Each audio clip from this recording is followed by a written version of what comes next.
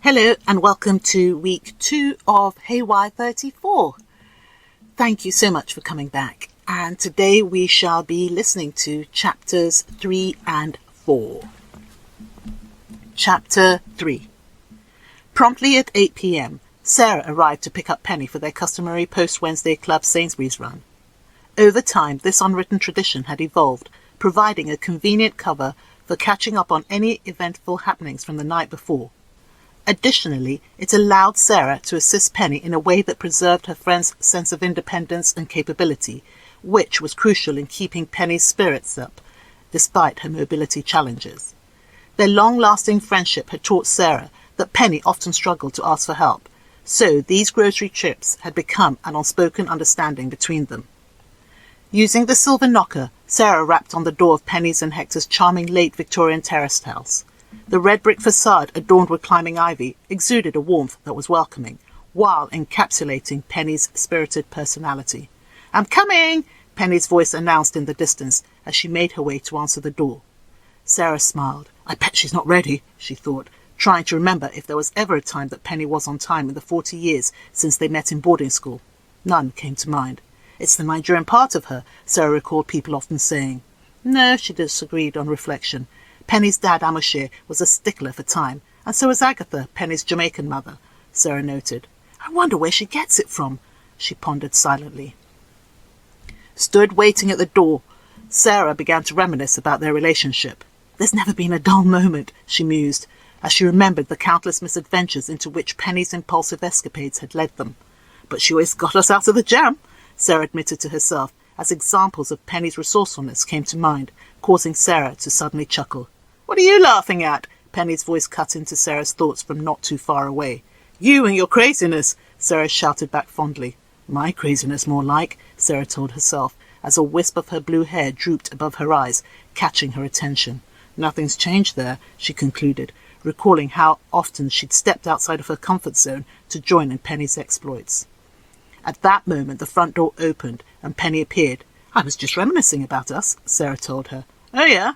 "Yes. All the crazy antics and misadventures that you dragged me into." "Dragged you into?" Penny cried. "You were a very willing partner in crime, I seem to recall." "Only because I felt my presence would protect you." "From what?" "I don't know, yourself probably." "Get inside, you fantasist," Penny teased, pulling Sarah indoors. "I suppose you're not ready," Sarah challenged playfully as she stepped inside. "Almost." "Meaning no," Sarah concluded. Waiting for Penny to shut the door, Sarah stood aside by the vintage coat rack and perused the collection of eclectic art pieces adorning the walls of the foyer. "Those have always been my favourite," she told Penny, pointing to the 3-piece set of bronze Algerian masks with white etchings around the open mouths. "Yes, they're nice, but I prefer the Balinese ones in the sitting room," Penny said, just as they approached its ajar door. Sarah peered through into the colourful room. "Where's Hector?" she asked on noticing his laptop laying on the sofa. "Stuffing his face," Penny replied, leading the way on. The kitchen was a cosy space, featuring a retro fridge and an antique wooden dining table which served as a gathering spot for impromptu meals. At the far side of the kitchen, a set of French doors led to a small, well-tended garden that provided an oasis for Penny and Hector to enjoy a cup of green tea or to immerse themselves in a good book. Following Penny into the kitchen, Sarah seemed to visibly relax. "I don't know what it is about this house," she explained, "but it always calms my nerves and relaxes me." "I know what you mean," Penny agreed. "It feels like it hugs you when you enter." Hector, who was rummaging through the fridge, glanced up on hearing their voices. "Called in to wait again," he teased, pretending to be exasperated with his wife. "She has no concept of time," he concluded with a loving smile. "Oh, I don't mind it." Sarah's attention was momentarily drawn to the kitchen table, where a dark brown Jamaican bun, surrounded by an array of cheeses, sat enticingly on a wooden salver. "Ooh, I could do with some of that," she exclaimed, her mouth watering at the sight. Jamaican bun held a special place in Sarah and Penny's lives, dating back to their adolescence. "I'll never forget the first time I tried bun and cheese," Sarah recalled with a smile. "Neither will I," Penny said, laughing. "You should have seen the look of disappointment on her face when I brought it out." Yes, I thought it was a loaf of rye bread, Sarah recollected, turning to Hector. You remember what it used to be like at Amushi and Agatha's? Lots of food, really lovely food. Yes, Hector purred, as he too remembered times with his in-laws. Really wonderful food, and lots of it. Fantastic times. He drew Penny to him. I miss them too. Me too, Sarah added sadly. Yeah, Penny smiled wistfully. Life, eh? Yes, life, Sarah whispered. We never know what's round the corner, do we? No, so that's why we should eat as much bun and cheese as we can now, Hector injected playfully. Any takers? Yes, please, Sarah answered. I'll get the plates, Penny added, and headed to an open cupboard by the French doors. As she reached for the plates, she began to laugh. Can you imagine what the customs people at Changi Airport thought when they saw 3 large buns in your case? She told Sarah. Sarah too began to laugh. They probably thought, white people and their strange ways. Thank God for your strange ways, my darling, Penny said on returning to the table with the colourful mismatched plates. The bun and cheese she used to bring every time she came to Singapore served me well. Aha! Hector cried. So you, Mrs. Bainbridge, are the root of it all. Of what? You gave Madam here the idea that all visitors must come with bun and cheese. Did you used to take some over as well? Sarah asked. Yes, every single visit. It was always, don't forget the bun and cheese. Ah, those were fun times, though, Penny reminisced. Yes, they were, Hector agreed, wrapping his arms around Penny. We still have fun, don't we? Yes, we do, darling. But nothing like in those days, Sarah maintained. We were young and indomitable, Penny remarked. We still are, Sarah quipped, pointing to her blue hair to Hector's amusement. You most certainly are, dear Sarah, Hector noted with a smile. What does Rupert think? He hasn't seen it yet. He'll like it, Penny assured her. Sarah shrugged listlessly as she made her way to the sink to wash her hands, while Hector prepared a generous slice of bun, complete with a hearty layer of cheese for her. As the conversation flowed along with the bun and cheese and green tea, all track of time was lost until Hector reminded them that it's 9:30. Sainsbury's shuts at 10. Sarah and Penny looked at each other. We'll go tomorrow, they decided in unison, neither having the yen nor the energy for a rushed supermarket dash. Hector shook his head. One day the pair of you will actually keep to a plan that you make. One day, Penny smiled mischievously as she retrieved a very chilled bottle of Prosecco from the fridge. Shall we? Penny! Hector chided, his expression turning serious. You're on painkillers and strong ones too. You're not supposed to mix it with alcohol. I'm not. When were your last pills? Hector asked her. Ages ago. Ages ago when? He persisted. Hector, although not domineering, was firm about balancing Penny's medication and alcohol consumption, especially since he noted that with the increase of her pain, she was anaesthetizing more with both. Penny, knowing his stance, skillfully navigated around his inquiries. I think it was when I told you I was going to the room to take my meds, she deflected. That's more than 5 hours ago. Yes. Hector's countenance relaxed. You're overdue your next dose. I'll fetch them for you. No, don't bother, Penny replied glibly. The pain's not that bad, she fibbed, though her jaw clenching hinted otherwise. Fine, Hector capitulated. I'll leave you ladies to it. Shall I pour you a glass? Penny asked him, as he popped his last piece of bun and cheese in his mouth. No thanks, I'm full of bun and cheese and green tea, Hector responded, patting his stomach as he spoke. I'll leave you ladies to it. Stay and hear all the gossip, Sarah teased him. As scintillating as I'm sure it'll be. I'll pass, thanks, Sarah. I've got something to finish off for Mick. And with that, Hector retired to the sitting room, leaving Penny and Sarah to have their customary debrief in private. With Hector out of earshot and their green tea replaced with bubbly, the women settled down to business. Do you think Gretchen's having an affair with that Daniel chap? Sarah began. For sure. So do I. Poor Mick. Sarah paused, carefully considering her words. I love Gretchen, but I just wish she wasn't so materialistic. She likes nice things. We all do, Penny reminded Sarah. I know, but I just feel like she's overly focused on money. Perhaps. No perhaps about it, Sarah replied. She earns more money than the two of us. But in my current circumstances, that's really not that hard to do, Penny interrupted, beginning to laugh. But who cares? She laughed louder. Money has never really meant much to me anyway. But to Gretchen it does, Sarah tried to explain. Every single time you talk to her, she's on about how much she spends on this or that. But when it comes to Mick, she cries poverty and how much his ventures are costing her, how much the school fees are setting her back. It's like she's trying to prove something. Silent for a moment, Penny sat observing Sarah. Is there something else bothering you about this? She asked. Sarah sighed. I guess I'm just worried about her. I don't want her to get caught up in all the material things and forget what's truly important, you know. Mick is a really lovely chap. She was in no doubt about that when he was making pots of money. And now... Sarah sighed again. It's wrong of her to have an affair. Seemingly distracted and trying to find a comfortable position, Penny fidgeted in her seat. Without looking up and still fidgeting, she began to speak. Gretchen really loves Mick, she commenced. I'm not saying she doesn't, Sarah interjected. I know you're not, Penny replied. The situation with Gretchen Mick is more about Gretchen's fear of losing control of her life than of money, she postulated. I'm not so sure I'd agree with that, Sarah retorted. I'm certain of it, Penny persevered. If Mick got a job, any job, Gretchen would be happy. She talks a lot in terms of money, but I don't believe it's about money. Really? Sarah asked, looking unconvinced. Honestly, I think with a job she will see his life as ordered and following a pattern. Structure means order for Gretch, and order means peace of mind for her. Mick without a job means disorder, and I really believe it throws her back into the panic and anxiety mode of her childhood. Think about it. You could be right, Sarah responded thoughtfully, but an affair is not the answer. I agree. Are you okay? Sarah asked with concern on noticing Penny's restless disposition. Yes, Penny fibbed and stood up to ease the pressure on her spine. Making her way painfully to the fridge, she retrieved the bottle and refilled their glasses. Aware that Sarah was watching her, Penny busied herself plating up some hummus and flatbread and other nibbles onto other colourful plates and salvers that she retrieved from the cupboards. Keeping busy was Penny's way of distracting attention from her increased discomfort. As she defrosted some roasted pieces of chicken in the microwave, Sarah's phone began to ring. She took the call. It was Rupert. She didn't seem that thrilled. I'm still with Penny. Can I call you back? And the call ended. Penny, who was in a lot of pain and was preoccupied with trying to appear okay, missed the incident. On her return to the table, Sarah launched a question. It was Rupert you saw last night, wasn't it? She demanded. I'm not sure, Penny stammered, taken aback. Sarah looked unconvinced. I'd know Rupert in a crowd, Penny, and you've known him far longer than I have. Rupert and Hector were in grad school together at Cranfield School of Management, so Penny had met Rupert before he and Sarah were introduced. It wasn't that light outside when I saw the person, so I can't say for sure that it was him, Penny deflected. Sarah's stare intensified. I think it may have been him.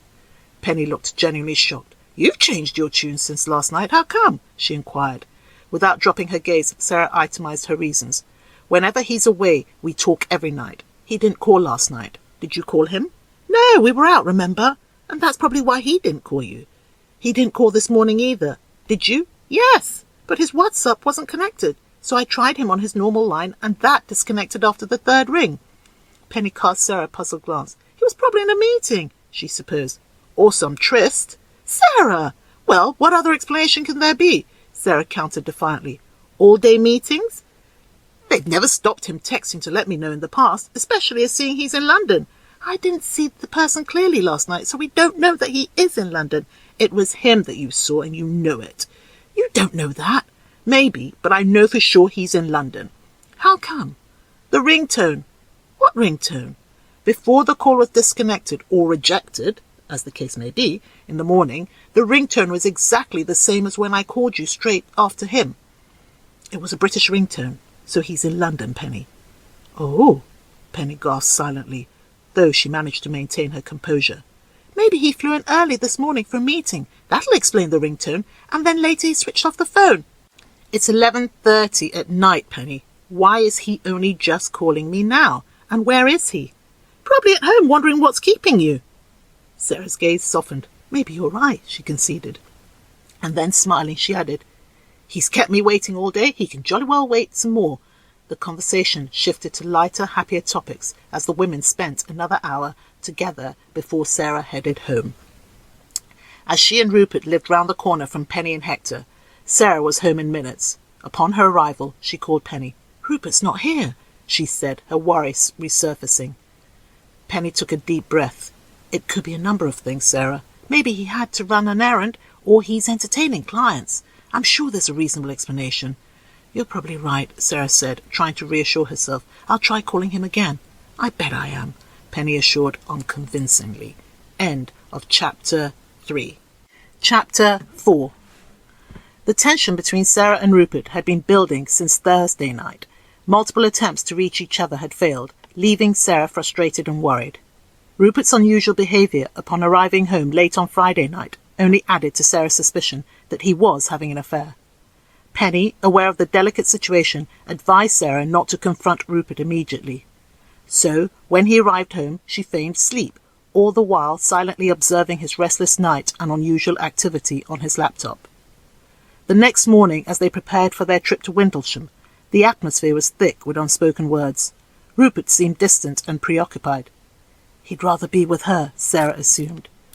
Just before they left, she secretly called Penny to lament. "He didn't even notice my blue hair," Sarah confided.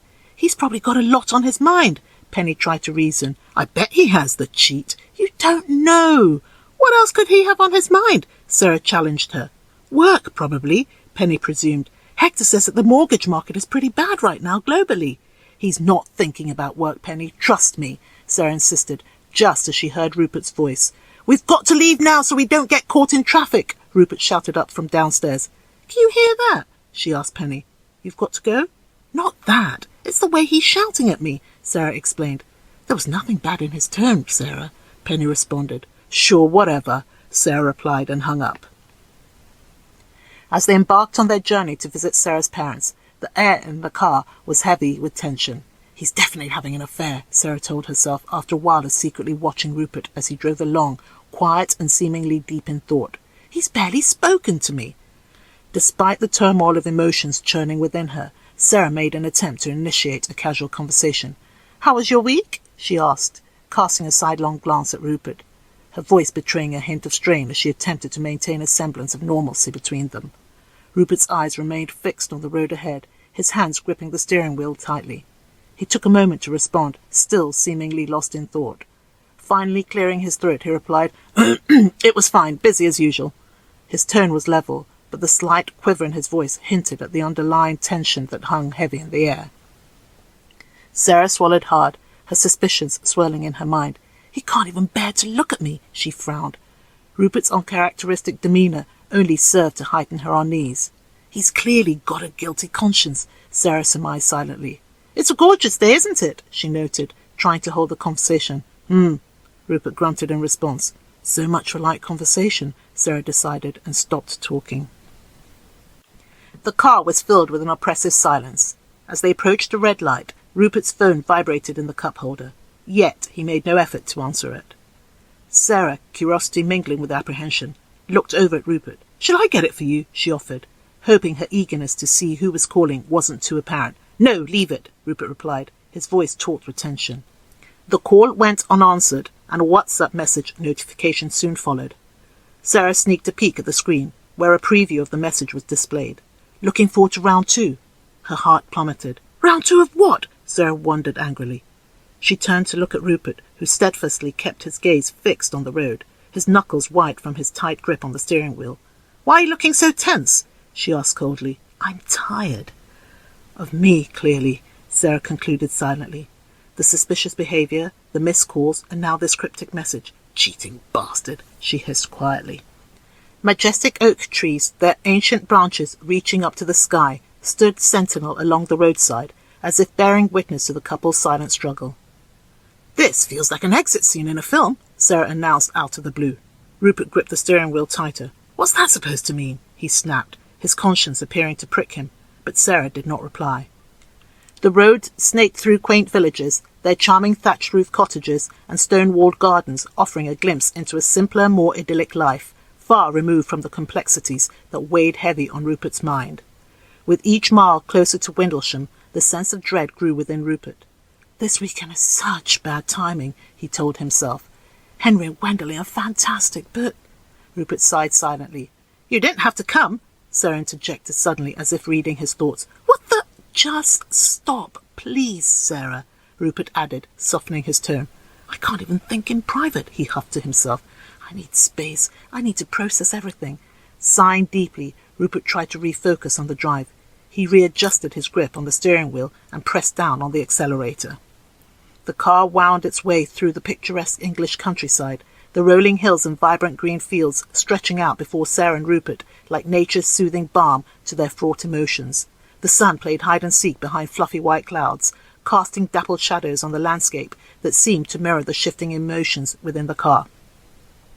Rupert longed for an escape. His index finger began to nervously drum on the steering wheel. Oh God, he groaned silently. He needed somewhere to process the life-changing decision that lay before him. Rupert glanced over at Sarah. She looked back at him. Her lips pursed defiantly. Oh dear, Rupert gulped to himself and looked away. I've got to tell her soon.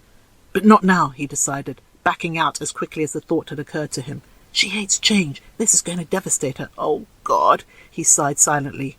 On the outskirts of Windlesham, the landscape opened up once again to reveal expansive fields, their golden hues swaying in the gentle breeze.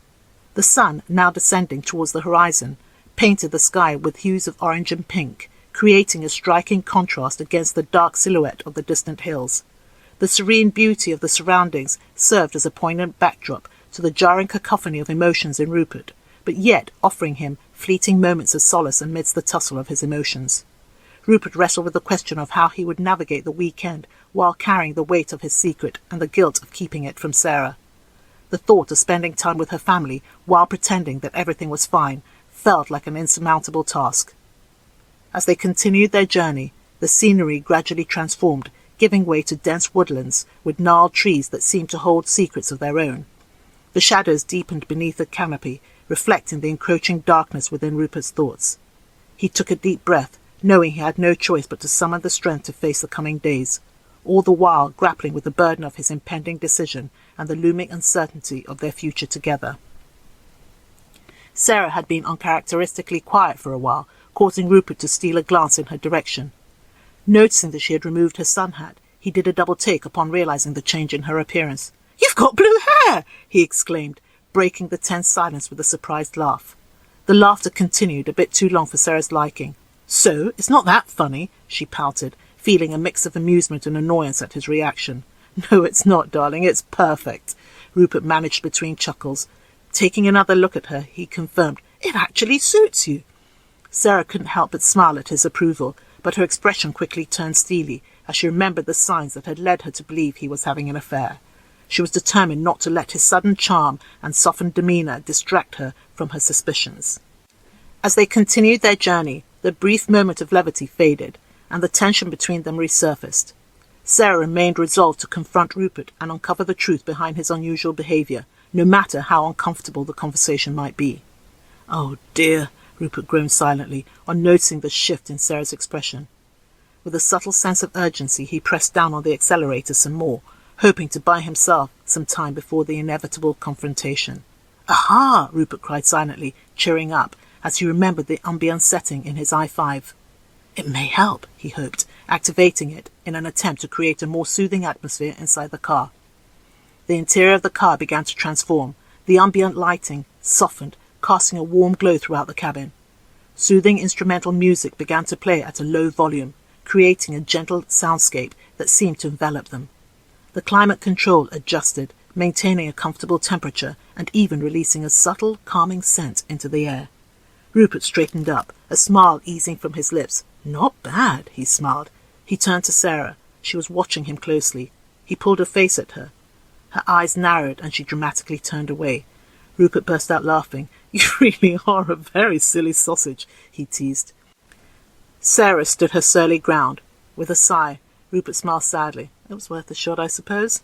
End of chapter 4. Ooh, quite the tense journey, eh?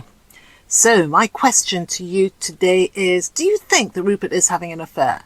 If so, why do you think so? And if you don't, why do you think he's not? Please, as usual, answers in the comment section, and I really appreciate it. And I really appreciate you coming back again. Thank you very much for your time. And I look forward to you being back next week for the following chapters. Until then, take care and God bless. Bye-bye.